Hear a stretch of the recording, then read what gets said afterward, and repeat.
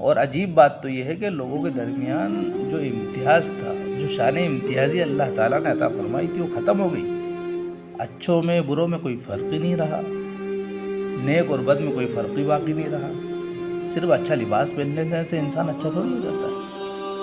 انسان کا کردار انسان کو اچھا بناتا ہے، انسان کا اندرون انسان کو اچھا بناتا ہے۔ پہلے کے زمانے میں ایک انسان پھٹے پرانے کپڑے ہوتے تھے، پیوند لگا ہوا کپڑا پہنتا تھا، پیدل چلتا تھا، اس کے بعد سائیکل موٹر سائیکل کچھ نہیں ہوتا تھا، لیکن لوگ اس کو سلام کرتے تھے، اس کی عزت کرتے تھے، اس لیے کوئی ایماندار ہوا کرتا تھا۔ آج انسان جو ہے اچھی کار میں گھوم رہا ہے، اچھی گاڑی سے بائک سے گھوم رہا ہے، لیکن اس کا کردار خراب ہے، جھوٹ بولتا ہے، دھوکہ دیتا ہے، غداری کرتا ہے۔ تو بتائیے یہ انسان کا امتیاز، یہ شان ہے انسان کی؟ یہ شان اللہ تعالیٰ نے عطا نہیں فرمائی۔